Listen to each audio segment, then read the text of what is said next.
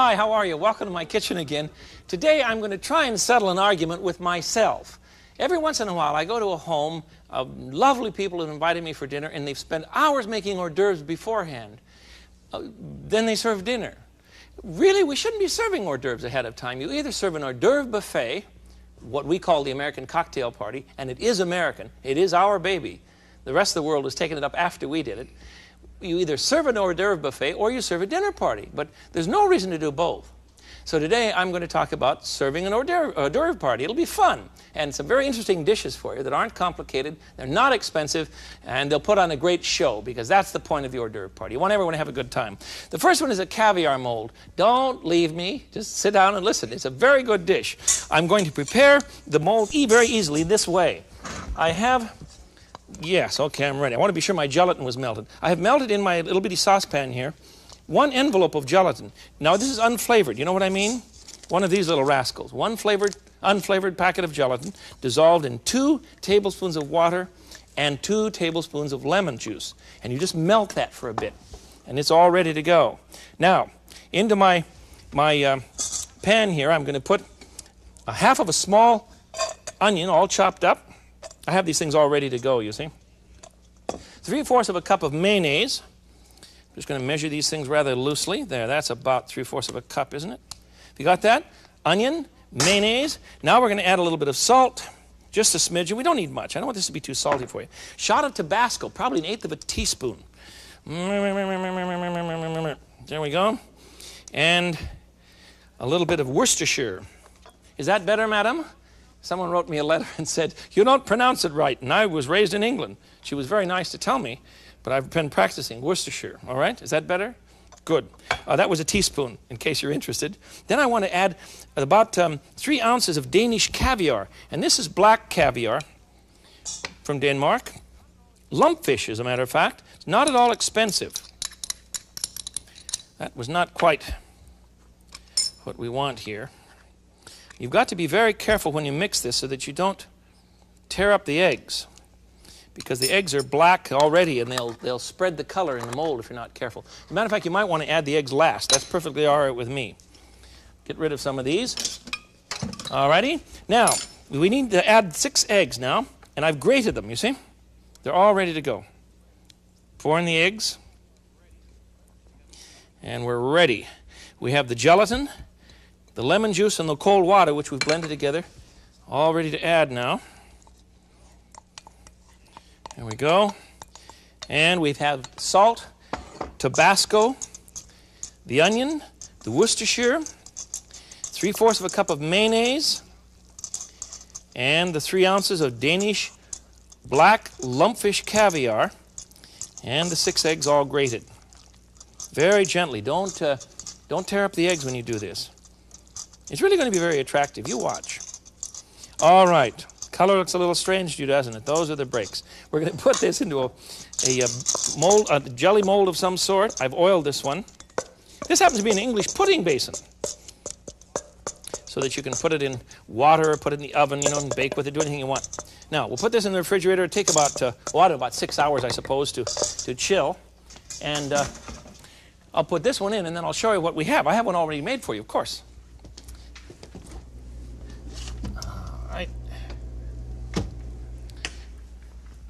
Here it is.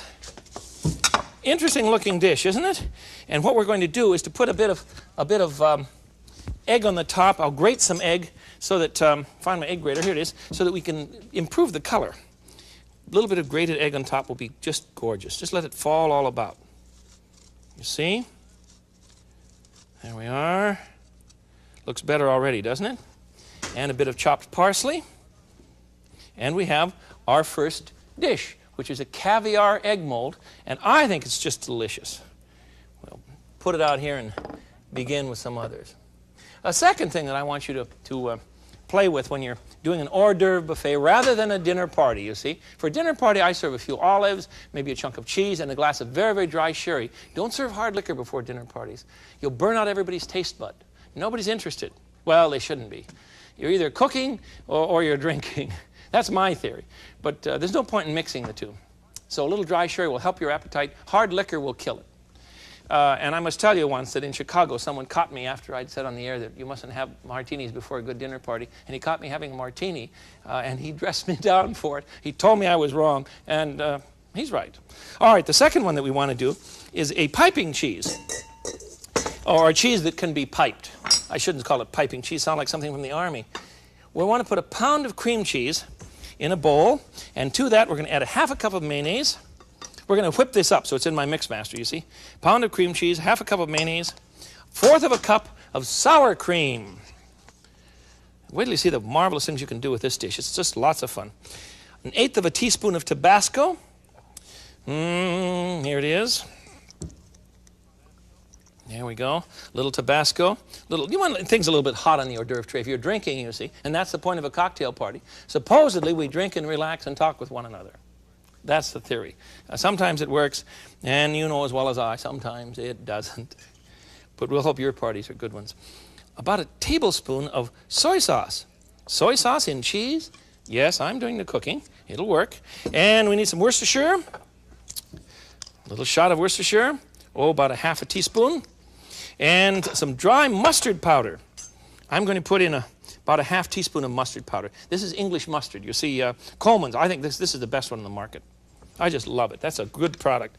Now we want 3 herbs and a half teaspoon of each. Basil, a bit of basil, a bit of oregano, same amount, and a bit of thyme. Excuse me, how'd the parsley bottle get in there? A bit of thyme. All right. Now, did you get the whole recipe here? We're going to add some cheese to that, too. The grated cheese is somewhere about. Well, where did we put it? Right in front of me. No wonder I can't find it. Fourth of a cup of grated Parmesan or Romano cheese. Now, while this is mixing, I'll give you the recipe again. I'm going to put this on a very powerful mix master, or I shouldn't call this a mix master, on my KitchenAid. Very good machine. And we'll just whip it to death. Oh, it's hard to see in here. There we go. Now we've got it. Okay. Start slow on this, and then we'll whip it. Now I have a pound of cream cheese, a half a cup of mayonnaise, a quarter of a cup of sour cream, an eighth of a teaspoon of Tabasco, and a bit of soy, about a teaspoon of Worcestershire, and then a little bit of dry mustard, about a half a teaspoon, and then a fourth teaspoon of 3 herbs, oregano, basil, and thyme. Then I added a fourth of a cup of Romano or Parmesan cheese. There we are. Let's put in a little bit of salt and pepper, too. It's certainly going to need it. Just a bit of salt. And we'll crack in some pepper here. Remember, I don't use pre-cracked pepper. Remember that? Terrible stuff. Has no flavor at all. Okay, it's done. Now, let me show you what we have and what we can do with this, because it's fun to play with. And the kids will love to play with this. It's just a marvelous, very heavy, rich paste. And we want to put this into a piping bag. Now, if you don't have a piping bag, let me show you how to make one. I have a triangle of plastic, very thin plastic that you use for lining windows and all. I'm going to use this, or you can use parchment paper or very, very heavy wax paper. Don't try aluminum foil, it'll go on you. The triangle goes this way. Can you see that? I think so. Holding it thusly, you want to form a tube. You just clip it around here. You've seen me do this before. So we'll make a piping bag out of this very, very quickly. And I'm really into using this light plastic in the kitchen a lot. It's just, it's great stuff. You can use it for pounding meats, tenderizing meats in between plastic. Drop the piping tube down into the bag here. You see? Now holding on to the bag, we'll put some of the cheese down the very center. There we go. So we can fold up the bag now. Now watch, you want to just fold under the tops here and bend it down this way, thusly, so that you can control it with one hand, you see? I've seen demonstrations by formal French chefs in which they suggest that you twist the top of the bag and hold on to it with this, so you have to work with 2 hands. Well, this way you have only 1 hand to work with. Works great. Show you what you can do with it. For instance, a cherry tomato. Can you see all of this? Cherry tomato. You cut the little bitty rascal about 2/3 through, and then open up his mouth and fill him with piped cheese. You see, like so. The crew calls this a Pac-Man tomato. Isn't that awful? A Pac-Man tomato indeed. But they're very nice for the hors d'oeuvre party. There we are. Put two of these aside. Let me show you another stunt. If we use some crackers, small little crackers here, we can pipe a flower on the top. Oops. That's why you need your hand free. You see that? You don't want things jumping around. So it works much better to hold it this way. You see? Put your hand in such a way that when you bend, the pressure from your fingers goes down towards the palm of your hand. So it goes this way, and it'll pipe right away. You see? From your fingers down to the palm of your hand, or the base of your hand. Works beautifully. All right, let's try it. I have some clams here, little bitty baby clams. These are smoked, and you'll put 2 on each one. That's a big one. And a couple more here on each one. Another. And another. Now that looks a little drab, doesn't it? So what we have to add are some parsley trees. And parsley trees are very simply made. Thusly, you take a sprig of parsley and just pull off the tiny little sprig, you see? This little bitty piece. So that we wind up with one little tree. And we'll put that right on our clam and pipe cheese hors d'oeuvre. The term hors d'oeuvre in French, you know, means a little work of art, supposedly. It doesn't mean a meal. And you and I just get carried away with hors d'oeuvres before dinners. We shouldn't have to bother. I really don't believe in it. All right, we'll set these aside and go on to some others now, if we can find room here. There are all kinds of things you can do. And the idea, of course, is to invite your guests in, give them a glass, introduce them to people that they've not met before, preferably, someone really exciting and new and different, and let them go and have a good time. And they should be struck by the table. It should have some nice color and that sort of thing. All right, so our piping cheese, we have some stuffed cherry tomatoes, some little clams on piping cheese, and now we want to do an artichoke and curried egg dip, or a spread, or whatever you want to call it, that I think is just delicious. There we go. I want to chop up 6 eggs, 6 hard-boiled eggs. Just chop them up rather coarsely and throw them in a bowl. Where did I put my bowl? Here we go. No. We'll use one of these. Chop up 6 eggs rather quickly, and then we're going to chop up a can of artichoke hearts. And you don't want this one to be too fine, so this is going to be called a curried egg and artichoke spread. Now, using the back of your knife, you see, if you use the back of your knife, you can take things off the board. If you use the sharp part of your knife, you're going to have terrific trouble because you'll keep dulling your knife. You see?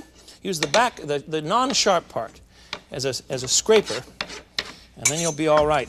Now, 1 can, I've used, better be sure these are drained here. There they are. 1 can of artichoke hearts, and we'll chop these up very quickly.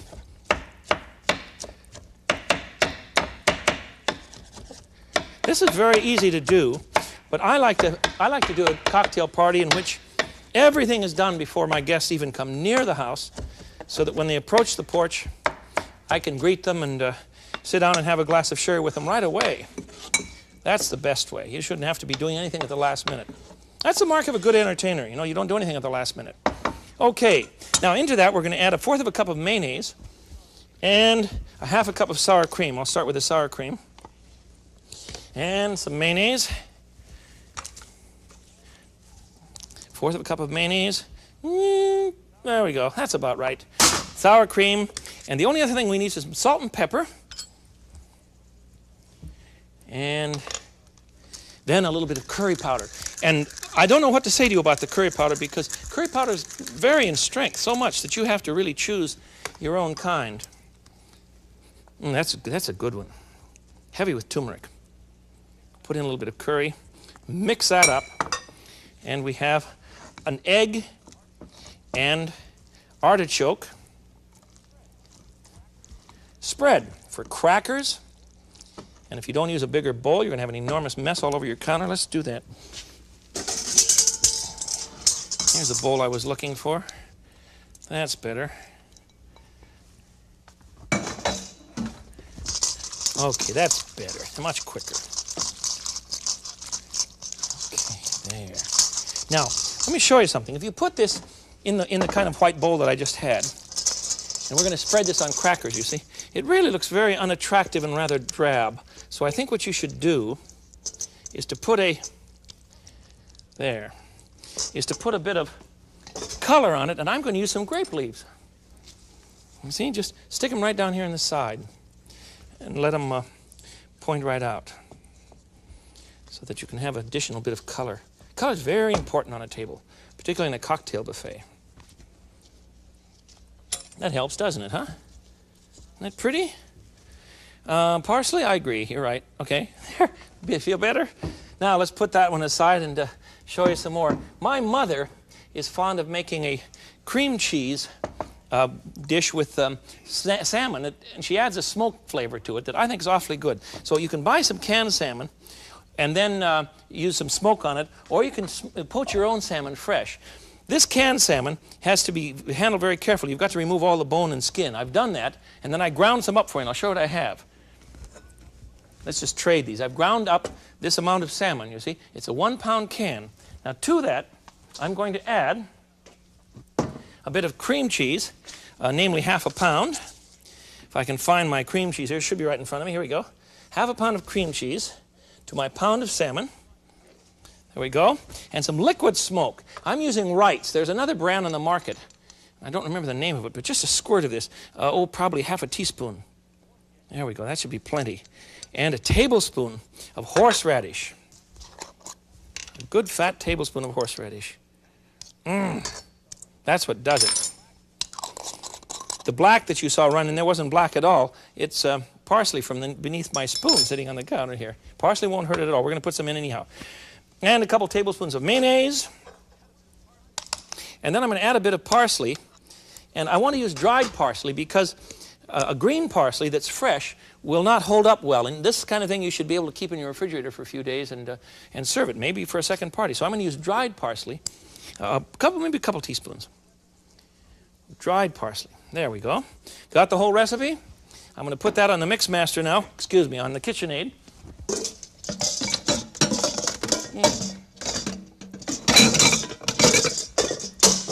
And we'll mix it up.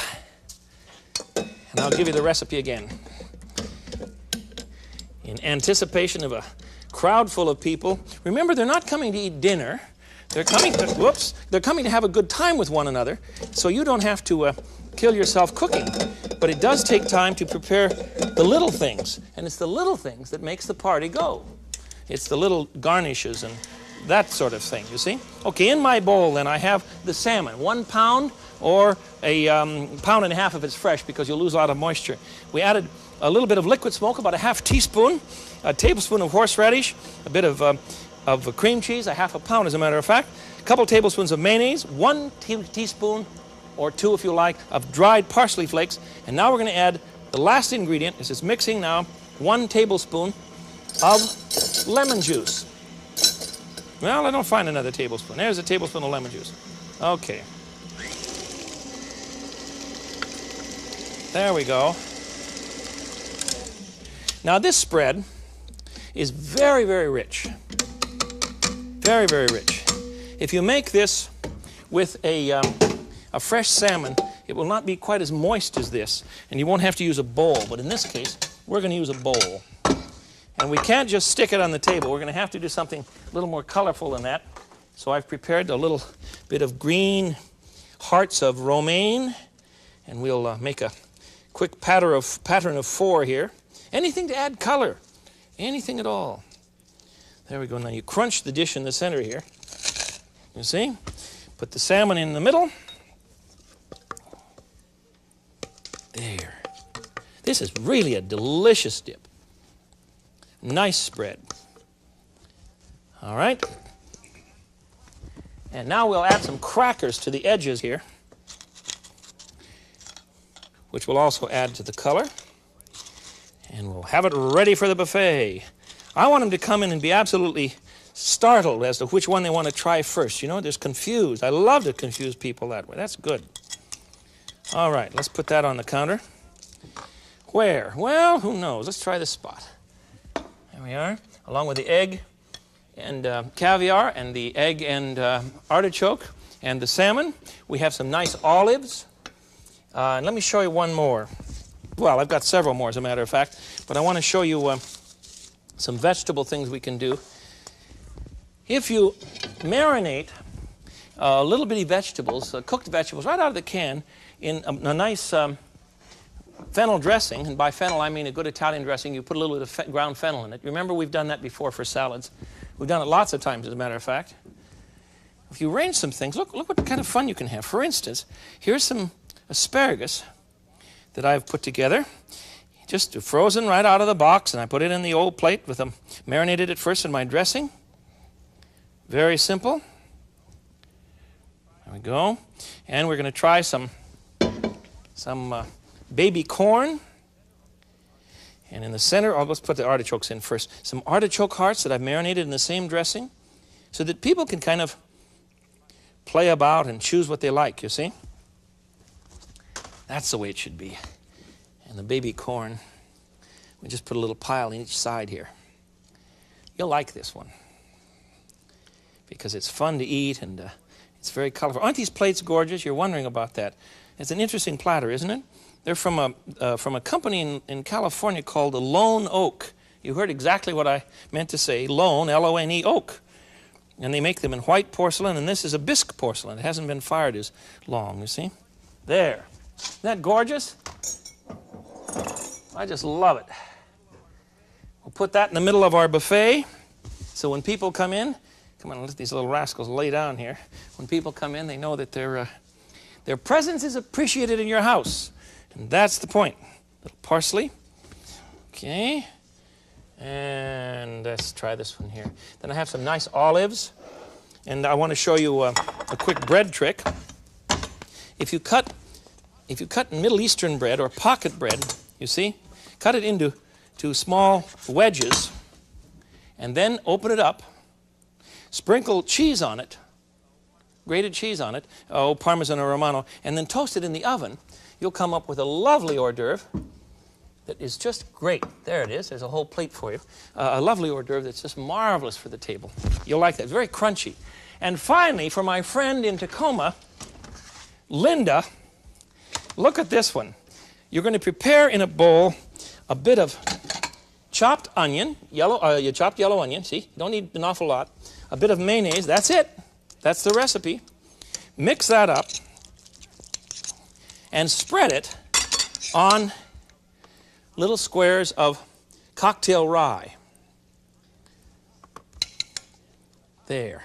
And then on the top of that, she whipped this up one night when I was sitting there talking with her about what we were going to eat for dinner. She said she didn't have any ideas. She went to the kitchen and made up this one. I think she's terrific. Sprinkle freshly grated Parmesan or Romano cheese on this. Then we're going to pop these under the broiler for just a few minutes so that the cheese barely begins to brown and the onions barely begin to cook. Okay, there you are. We're coming down the home stretch. I think the party's going to be ready. Now, let me show you one more thing that I think is kind of fun. A chef in Tacoma years ago taught me this one, and I think he's clever. What I've done was to arrange the clams and piping cheese and the little Pac-Man tomatoes, as the crew calls them, on a mirror. It looks very nice, but don't arrange these and then haul them around because the tomatoes will roll around. Arrange them on the table. And when your guests come, you see, they really see 2 tomatoes in each case. And when they reach for one, look at this. When they reach for one, some other cat from below reaches and takes it too. Huh? It's so much fun, and it's very colorful, and it adds a lot of depth to the table. And that's really what it is. So let me check my Linda's caraway rye, mayonnaise and onion, sprinkled with Parmesan cheese, snack. See how we're doing here. Be a second. We'll have those out in just a minute. Let's look at the rest of things. If you have questions today, and I hope you do, otherwise, if I haven't sufficiently confused you, I haven't done a good job today, right? So if you have questions, why write, and we'll send you a whole book full of recipes.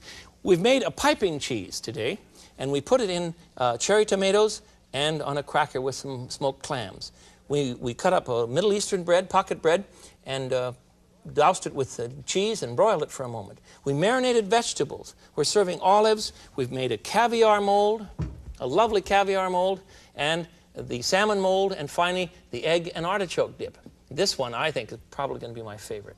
These things are easy to do, and they should help your people have a good time with the party. Let me see if I can get one. I'll get one of these out for you anyhow. There. And then at the last minute, you sit down and join them at an hors d'oeuvre buffet with a glass of, well, I don't care what you drink at this point. It's all right, because these foods will support anything you want to do, and the alcohol will be cleansing, I'm sure, and probably conducive to a lot of good conversation. Got to have a lot of good nibblies, but don't try and do both. Don't try and have nibblies before a dinner party and then cook yourself to death. It just isn't worth it. So decide, tonight we either nibble or we cook dinner, but don't bother with both. That way you won't kill yourself and you'll keep your guests happy too. Enjoy yourself entertaining. It's very important to all of us. This is the Frugal Gourmet. Until I see you again, I bid you peace. Bye-bye.